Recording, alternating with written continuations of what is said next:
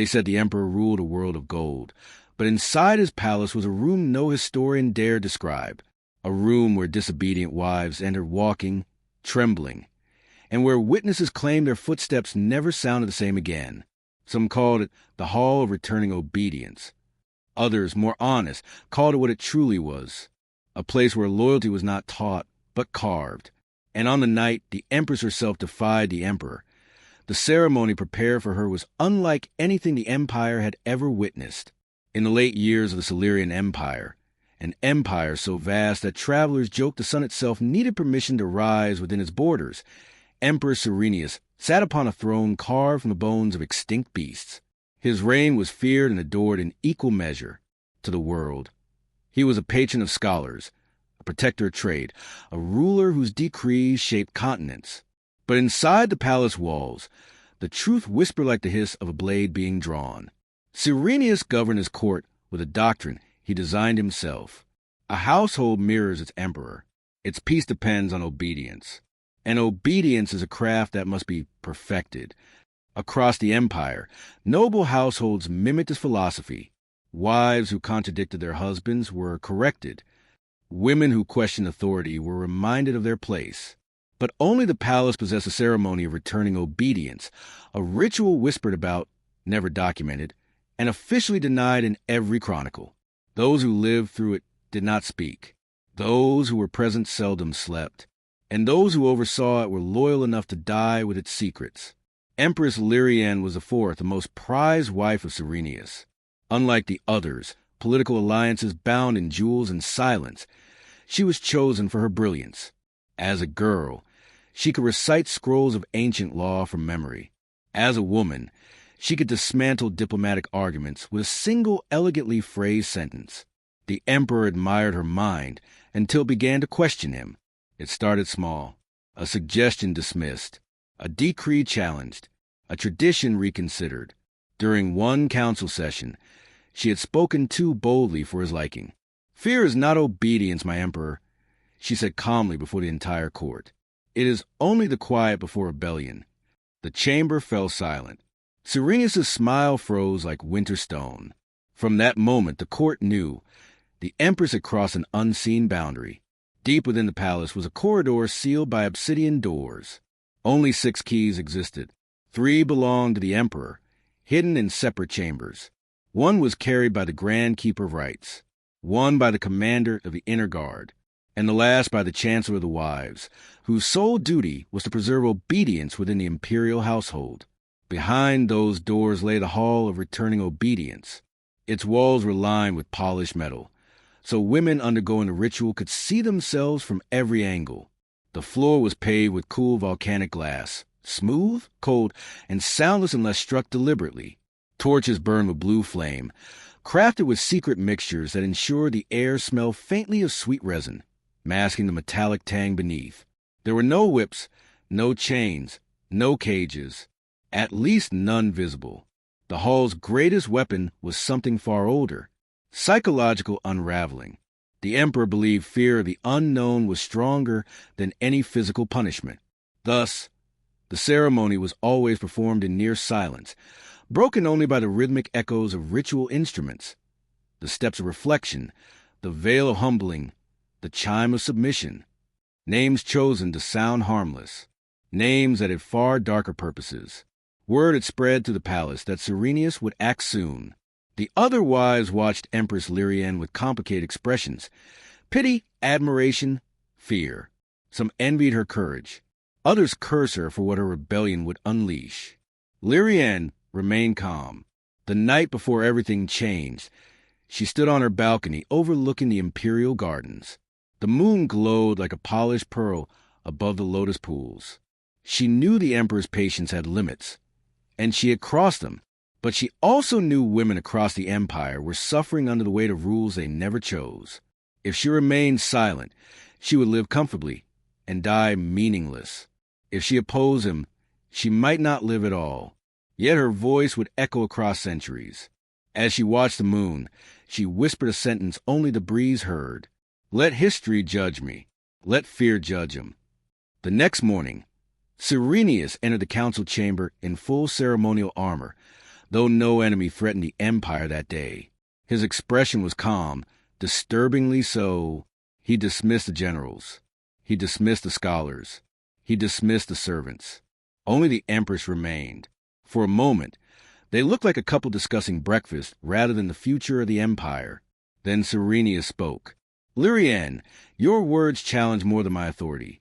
They challenge the foundation of order itself. She did not bow. She did not kneel. Order built on fear, she said, is already broken. His jaw tightened. Then the ceremony of returning obedience will restore balance. The chamber grew colder. Lyrian did not flinch. Then let the empire watch what its emperor calls obedience. It was the first time in history that a woman not only faced the ceremony willingly, but demanded it be witnessed. Cyrenius's eyes darkened with a mixture of fury and something else, fear disguised as confidence. He summoned the Grand Keeper of Rites. The keys to the Hall of Returning Obedience were brought. The ancient torches were lit. The ceremonial instruments were prepared. And so the stage was set, not just for a ritual, but for a reckoning centuries in making a sunset bled across the palace walls. Palace guards escorted Empress Lyrian toward the obsidian gates. Hundreds of courtiers lined the hallways, pretending not to look while staring with wide, terrified eyes. Whispers followed her like a shadow. Is she brave? Is she foolish? Will she survive? No one survives unchanged. Yet the Empress walked without trembling. When she reached the sealed doors, the three key-bearers approached. One by one, the locks yielded with heavy clicks that echoed like the beats of a funeral drum. A cold breath of air swept out from the chamber. Then the Grand Keeper announced, "The ceremony of returning obedience begins." The doors opened. The Empress stepped into the hall. The doors closed behind her, and the Empire held its breath. The moment the obsidian doors sealed behind her, Empress Lyrian felt the temperature change. The hall of returning obedience was cold. Not the cold of neglected rooms, but the deliberate chill of places meant to unsettle the mind. The torches burned with a steady blue flame. Their light was soft, eerie, and cast no shadows. That alone was unsettling. Humans needed shadows to navigate the world. Shadows confirmed that objects existed where they seemed to be. But in this chamber, everything was evenly lit, as if the walls themselves watched. Perhaps they did. After all, this was the Emperor's most sacred invention. At the center of the hall stood a long table draped in white silk. Upon it rested 9 objects, each meticulously arranged, each polished to a mirror sheen. They weren't weapons in the recognizable sense. They were elegant, almost ceremonial. But Lyrian had studied history since childhood. She recognized the design origins. Devices adapted from ancient rites of penance, once used in religious sects long extinct. Odd how emperors revived only the parts that served their authority. The Grand Keeper lifted the first object and spoke. Behold the veil of humbling. It was a thin strip of white fabric embroidered with silver runes. Lyrian raised an eyebrow. A veil? That seemed almost gentle. But then the Keeper continued. When worn, it tightens with each untruth spoken, each denial made. It encourages honesty, clarity, and correction. She could practically hear Cyrenius's voice saying those words decades ago as he crafted this ritual. The second object, the Rod of Remembrance, a staff carved from polished obsidian, supposedly used to tap the floor in rhythmic patterns that guided the subject into meditative submission. But stories whisper that the rhythms alter perception, causing panic or obedience depending on the sequence. The third, the Mirror of Contrition, a tall rectangle of reflective metal where the subject was made to stand for extended periods, answering questions, confessing faults, reciting odes. Many swore the metal distorted not the body, but the emotions of the onlooker. And so it continued, each object more psychologically precise than physically threatening. A ceremony built not to wound bodies, but to reshape minds. The Keeper approached her. Empress, remove your crown. It wasn't a request. She could have refused. She could have demanded her rank be honored. Instead, she lifted the crown, an intricate wreath of gold shaped like intertwined serpents, and set it upon the silk table. It gleamed under the blue firelight. The keeper draped the veil across her forehead. It rested lightly, like a whisper of snow. A faint tightening pulse ran through the fabric. So this was how it began. State your name. Lyrian of House Caelestis. The veil remained loose. State your role. Empress of the Silurian Empire. Still loose. State your fault. A murmur rippled through the guards along the wall. This was the question the ceremony always began with. Most wives trembled. Many cried. Some begged. Lyrian only exhaled slowly. My fault, she said evenly, is that I believe fear could rule more strongly than reason. The veil tightened. A warning squeeze, not painful, but firm. She smiled faintly. The veil responds to dishonesty, the keeper reminded.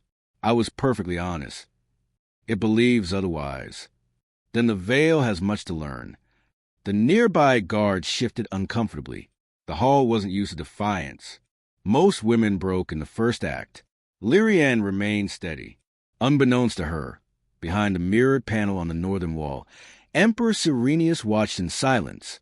He had observed countless ceremonies, but never had he needed to stand so still to contain his emotions. Her composure irritated him, not simply because she resisted his ritual, but because he saw in her something the Empire could emulate. Courage. Dangerous courage. The Chancellor of the Wives hovered behind him nervously. My Emperor, perhaps we should reconsider.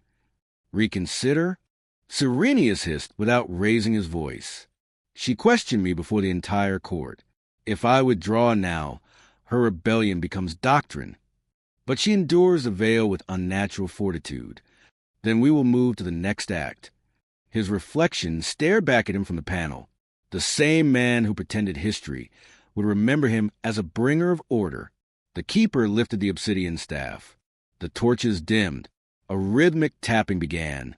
Slow, methodical, arranged in patterns designed to stir the subconscious. The sound resonated in the chest more than in the ears. Tap, tap, tap, silence. Tap, tap, tap, tap, tap. Different sequences unlocked different emotional responses. Anxiety, regret, shame, calm. Cyrenius had personally curated the sequences that induced submission. But Lyrian did not submit. Her breathing remained steady. Her eyes remained clear. Her posture remained tall and unbroken. The keeper frowned. Empress, do you feel anything? Yes. A flicker of hope crossed his face. Describe it. Annoyance. The tapping is poorly arranged. The guard stifled gasps. The keeper's face reddened. He struck the floor again, harder, faster, more complex. The rhythm spiraled into a crescendo meant to break the concentration of even hardened warriors. Lyrian closed her eyes. For a moment, her breath faltered. Then her expression smoothed again. A child could craft a stronger pattern, she murmured. Unprecedented. No woman had ever mocked the rod of remembrance during the ceremony. The keeper dismissed the staff abruptly and gestured to the towering reflective metal panel. Stand before the mirror. Lyrian approached it. The polished surface showed her form with uncanny clarity. The blue flames cast her image in cold tones. She looked ethereal, almost otherworldly. Confess the flaws that led you here, the keeper commanded. It was the heart of the ceremony. Most participants unraveled before the mirror, confronted with their trembling reflections while subjected to relentless questioning. Lyrian regarded her reflection thoughtfully. My flaw, she said softly, is that I believed emperors are capable of self-reflection. The mirror trembled. The keeper's eyes widened. The guards exchanged looks. The mirror had reacted, not to the truth, but to the intent. It wasn't designed to move. It wasn't a magical artifact. It vibrated because her words pierced the atmosphere like a spear thrown at the emperor himself. Suddenly the air shifted. A hidden door behind the mirror slid open with a hiss. The emperor stepped into the hall. Cyrenius rarely intervened. He believed himself above the need to influence the ceremony. The ritual was supposed to break women without his presence. But here he was. The guards knelt instantly. The keeper dropped into a bow. Lyrian remained standing. Cyrenius approached her slowly. the torch's blue flames reflecting off his ceremonial armor. "Your resilience is impressive," he said quietly, "but misplaced. Or perhaps your ceremony is weaker than its legend." He circled her, like a scholar examining an artifact. "You stand here unbroken, but you forget the final act. There are only 3. For common wives," he replied, "not for an empress." The keeper paled. Even he had never witnessed the 4th act. Lyrienne faced Ceremonies calmly. "Then show me," she said. Her voice did not tremble. His did, just barely. "Very well. The 4th act shall be performed, and the Empire will never forget it." Guards moved swiftly. Torches were lowered. The walls shifted, sliding open to reveal mechanisms older than the palace itself. A platform rose from beneath the glass floor. A circular pattern etched with runes began to glow faintly beneath Lyrienne's feet. The 4th act had a name whispered once in forbidden scrolls, a name the Empire had erased from history, the rite of unmaking silence. It was a ritual designed not to punish behavior, but to break the will of queens. Only one woman had ever undergone it. She had not spoken again for the rest of her life. But Lyrienne was not like the others. Her voice was her weapon. Her mind was her fortress. And Ceremonies, despite all his power, was about to learn that bending a brilliant mind was far more dangerous than bending a fearful one. The platform locked into place. The Emperor stepped closer. "Empress Lyrienne, let obedience return to you." She raised her chin. "Let truth return to the Empire." The 4th act began.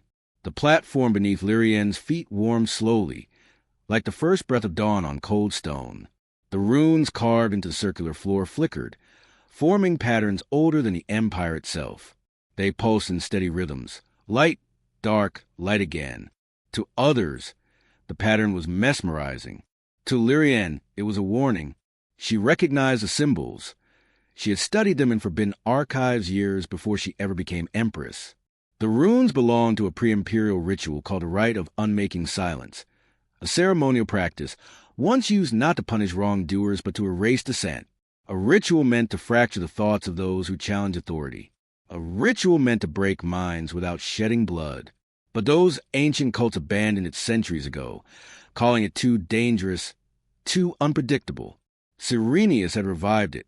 Of course he had. The blue torches dimmed further as Ceremonies stepped onto the platform opposite her. Normally, the ceremony required only the keeper and the subject, but the 4th act demanded the Emperor's direct presence, for its power did not lie in instruments but in the confrontation itself.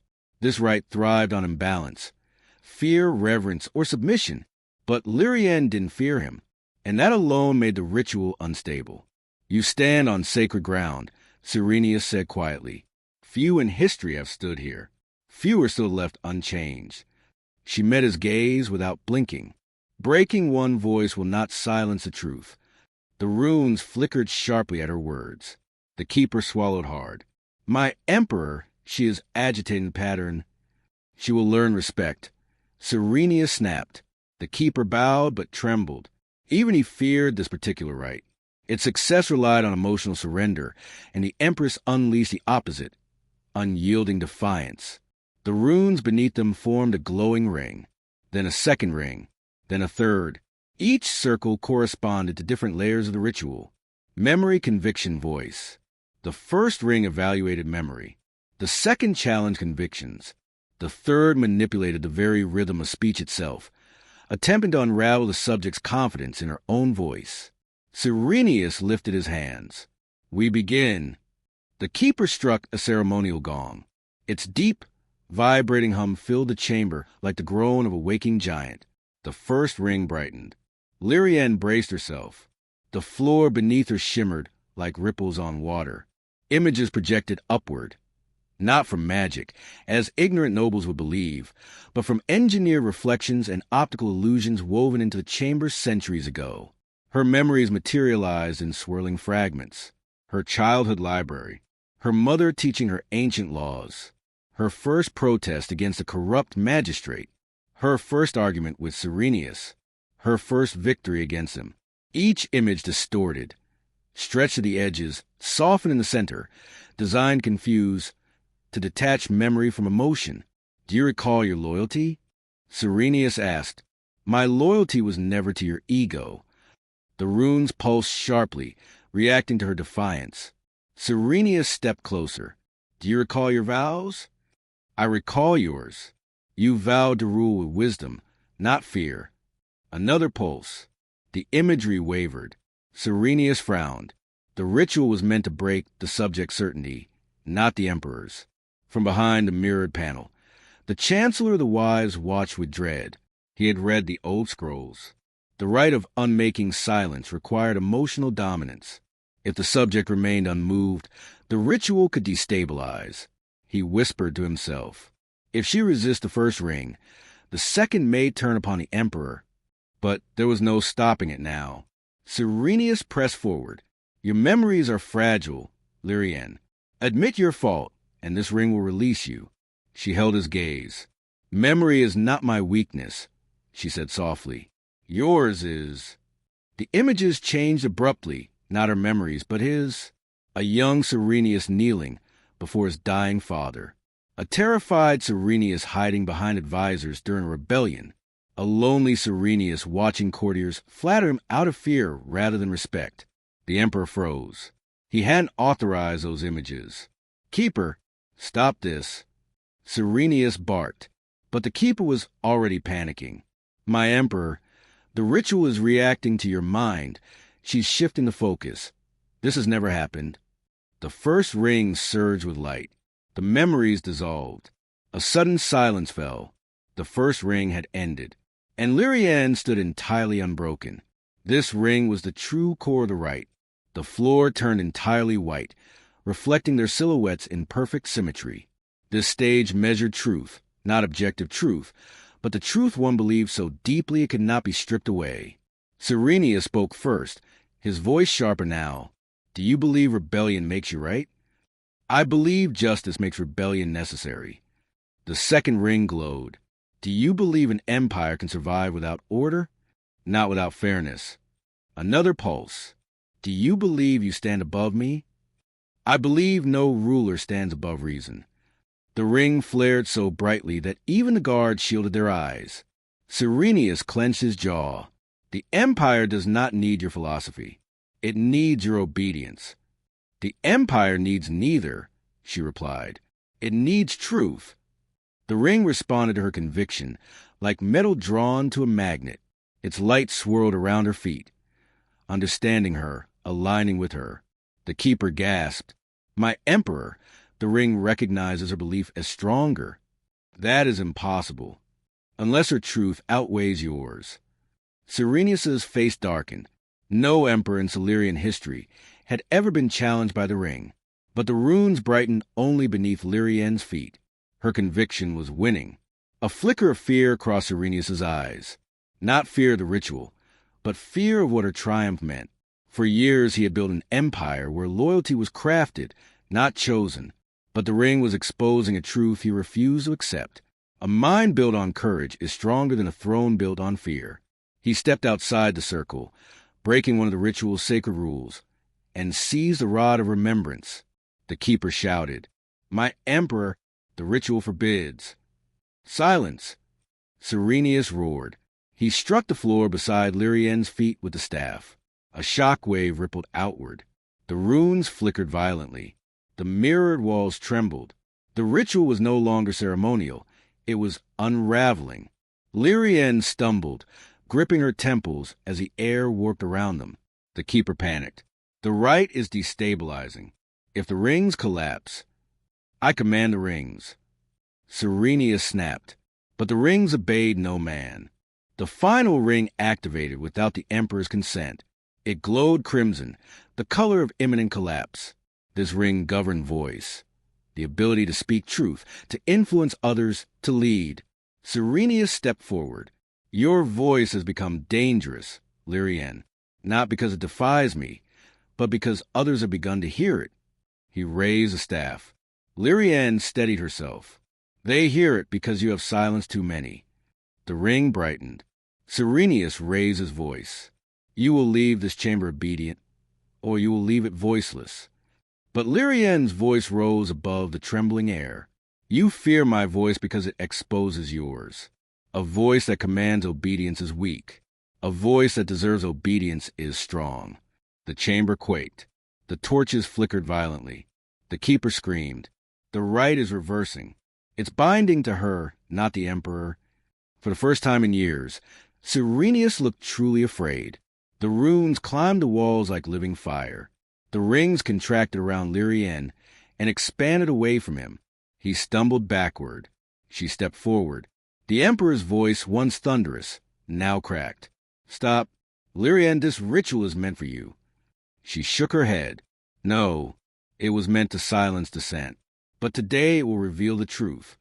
The third ring shattered in a burst of white light. The torches extinguished. The chamber plunged into darkness. And a single voice rose out of it.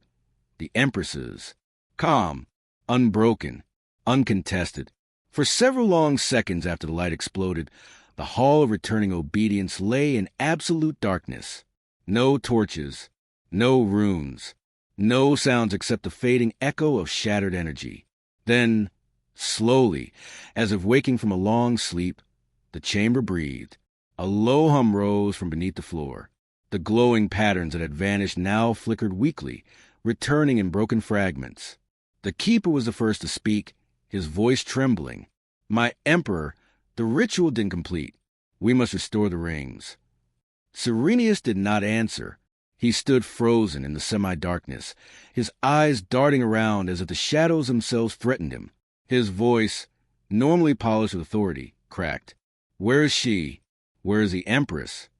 A shape stepped through the dimness. Lyrien, unharmed, unbowed, her veil loosened, her robes unruffled, her posture regal. She looked as if she had walked through a gentle rain, not a ritual designed to break the strongest minds. The keeper gasped and stumbled backward. Cyrenius staggered as the reality set in.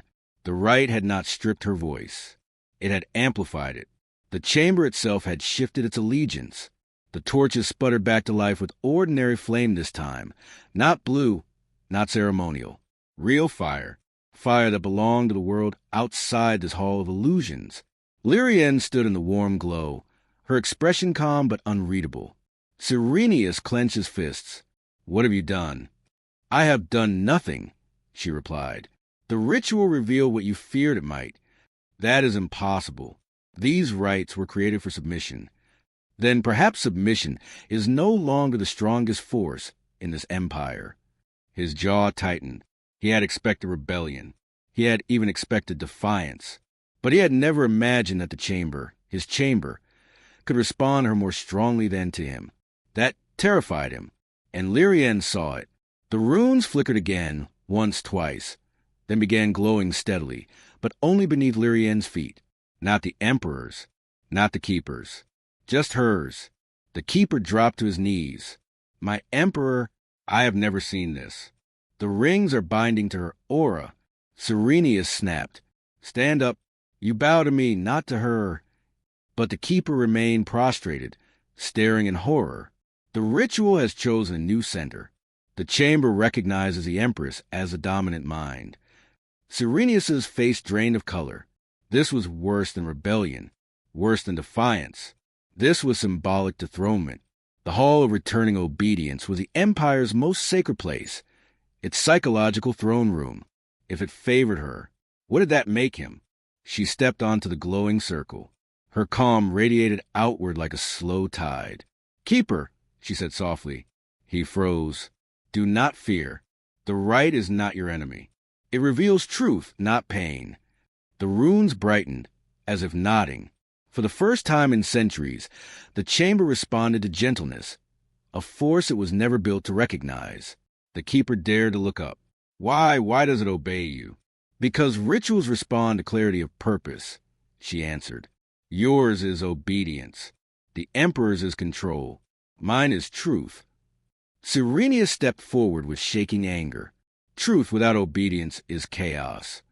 Obedience without truth is tyranny. The runes pulsed beneath her feet. The chamber itself seemed to agree. Cyrenius grabbed the rod of remembrance again, raising it as if to strike the ground and force the ritual back into order. But the rod slipped from his hands before he could bring it down. It fell to the ground, rolled, stopped at Lyrian's feet, exactly at the edge of her glowing ring. She picked it up with steady fingers. The guards watching from the edges of the hall stiffened. Some exchanged glances. Some looked confused. Some looked afraid. Not of her, of what this meant. Cyrenius's voice wavered. Give that back. It no longer answers to you. You presume far too much. And you fear far too much. The rod's polished surface faintly reflected her face. Not distorted, not trembling, but resolute. She tapped it gently on the floor. A vibration rippled outward. Not violent, not chaotic. Controlled, measured, the opposite of the Emperor's earlier strike. The runes responded instantly, aligning in neat patterns beneath her. Lyrian frowned slightly. The rhythm is flawed, she murmured. She tapped again, 3 soft beats, 1 pause, 2 beats. A pattern from ancient scrolls she had studied long before she entered the palace. A pattern meant not to confuse the mind, but to focus it. The chamber brightened. For the first time in its existence, the hall of returning obedience felt calm. Cyrenius could not believe it. The keeper could barely breathe. The guards exchanged electrified looks. In a single moment, with a single rhythm, she had done what no emperor had ever attempted. She had tamed the hall. The keeper rose slowly. My emperor, forgive me! But the chamber responds to her command. The rite now identifies the empress as the rightful center of authority. Cyrenius's eyes burned. She stands here because she rebelled. No, the keeper whispered. She stands because she is stronger. The words had weight. Weight that shook the foundation of power. Cyrenius stepped toward him threateningly. Choose your next words carefully. Lyrian lifted the rod slightly, not in threat, but in caution. No harm will come to him. You do not command me. Cyrenius roared. Lyrian met his fury with stillness. I do not command. I merely refuse to fear you. The runes blazed. Fear was the Emperor's weapon. Silence was the Emperor's shield. And Lyrian had dismantled both. Suddenly, the torches brightened, illuminating the entire chamber. The runes shifted from blue to gold, a color symbolizing renewal in ancient ritual tradition.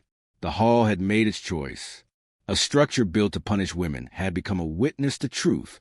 Cyrenius looked around as if the walls themselves had betrayed him. The transformation was undeniable. A hall he controlled for decades now opened itself to her. A ritual meant to silence now amplified her presence. A chamber meant to punish wives now threatened the emperor. Cyrenius's voice softened, not out of humility, out of desperation. Lyrian, listen to me. This is not what I wanted. She tilted her head gently. Then what did you want? A united empire, a loyal court, a wife who stood beside me, not against me. I stood beside you, she replied. You are the one who walked away, into your own fear. The hall hummed in agreement. Cyrenius recoiled, shaken. You misunderstand power. No, she said softly. I understand it too well. There was no triumph in her voice. No mockery, only clarity. The torches dimmed once more, this time not in shock, but in deliberate precision. The chamber's energy shifted toward her, surrounding her in a halo of steady light. For the first time, the Emperor seemed small within the hall that had once amplified his dominance.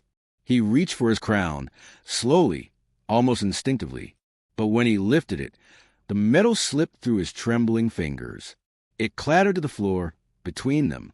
Lyrian did not move. The guards did not move. The keeper did not breathe. The sound of falling metal in this sacred hall was a symbol, a prophecy, a declaration. The Emperor's authority had cracked. Cyrenius whispered, barely audible, "What happens now?" Lyrian stepped forward, neither threatening nor submissive.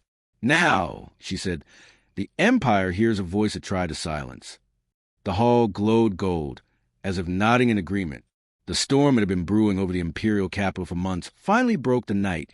The Emperor announced the final performance of the ceremony of obedience, a ritual so old that even the palace chroniclers wrote about it only in coded metaphors.